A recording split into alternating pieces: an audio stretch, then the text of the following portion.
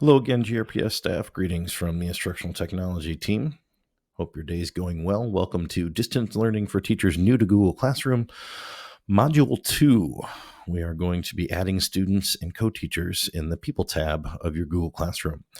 You'll see that prior to getting started with the module, we are going to do some basic housekeeping and double check and make sure that we're logged into our Google Chrome browser up here at the top with our @students.grps.org email address, and make sure that we're logged in at google.com with our @students.grps.org email address. So we are FERPA compliant, and all of the hard work that we do online is covered under our EDU district license in terms of privacy and student safety.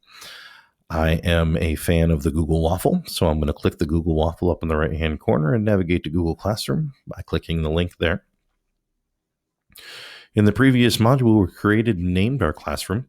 Now it's kind of time to dig into the classrooms and see what our options are inside each individual one. We'll select my second hour class that I built. And I want to focus today on these four options up at the top of our classroom. We're going to actually work right to left. This module is just going to cover the first two. In fact, really only the People tab. Grades is going to be in a second advanced module, as we are going to be covering that in a lot more detail in that section. Today, we're going to look at People. People is the important part of the tab because this is where we determined who has access to your class. In this case, I'm indicated here as a teacher. Because I am a teacher, if I was in a building, I want to make sure that I invite my building administrator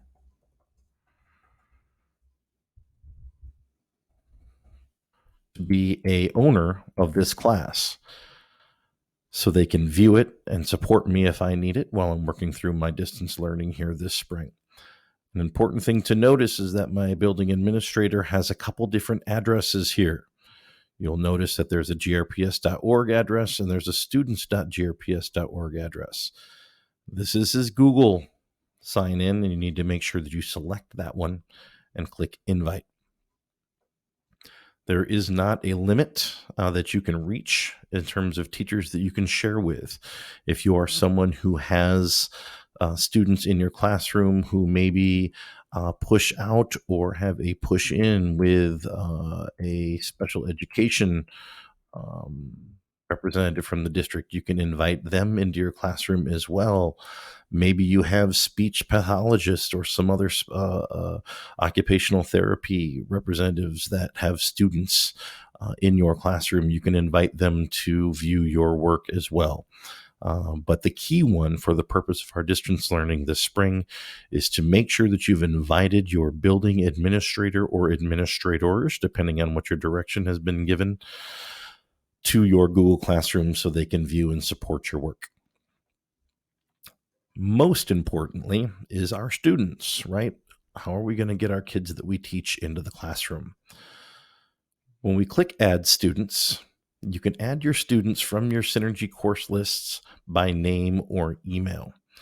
Now, what's important is we make sure that we've got the right student and the right email that we're adding. We don't want to mistakenly add students that are not in our class. Another option that you can do to add students is actually up here in the settings bar. If you go to the settings bar, you'll see that down here under General is a class code. You can email this class code out to your students, and they can navigate to Google Classroom and type this number in by selecting Join Class, and they can join your hour as well.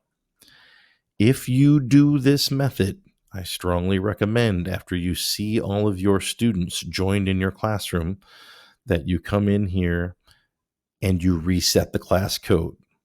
That makes it so students can't give the class code to students that are not in your class and have people in your class that don't belong there.